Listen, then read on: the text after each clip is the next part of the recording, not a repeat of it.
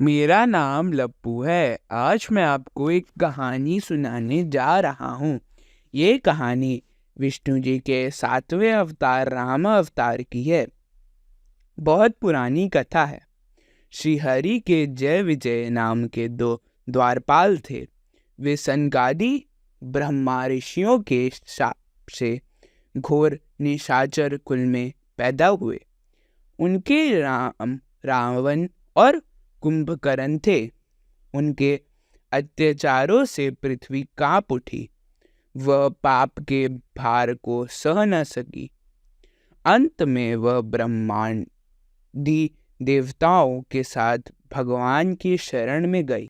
देवताओं की प्रार्थना से परब्रह्मा परमात्मा ने अयोध्या के राजा दशरथ की रानी कौशल्या के गर्भ से राम के रूप में अवतार लिया।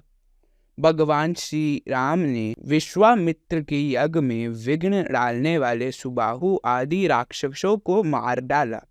वे सब बड़े बड़े राक्षसों की गिनतियों में थे। जनकपुर में सीता जी का स्वयंवर हो रहा था। वहां भगवान शंकर का विशाल धनुष रखा हुआ था। श्री राम ने उस धनुष को तोड़कर सीता जी को प्राप्त कर लिया। राजा दशरथ की आज्ञा से श्री राम का 14 वर्ष का वनवास हुआ। भगवान ने पिता की आज्ञा मानकर अपनी पत्नी के साथ वन की यात्रा की। उनके साथ छोटे भाई लक्ष्मण भी थे।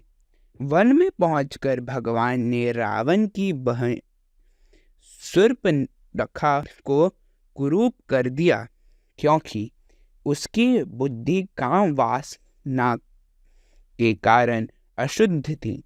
उसके पक्षपाती खर दूषण त्रिशिरा आदि प्रधान भाइयों को श्री राम ने नष्ट कर डाला। शूर्पणखा की दशा देखकर रावण बहुत क्रोधित हुआ। उसने भगवान से शत्रुता ठान ली। छल से सीता जी का हरण कर लिया। श्री राम सीता जी के वियोग में बहुत दुखी हुए।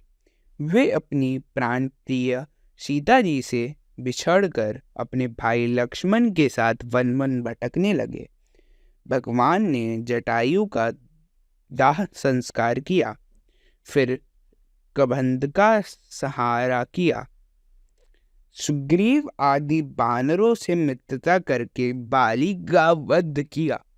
तत्पश्चात हनुमान जी सीता की खोज में लंका गए। वहां सीता से मिले। उन्होंने राक्षसों को मारा और लंका को जला दिया। लौटते समय सीता से चूड़ामणि लेकर भगवान से मिले।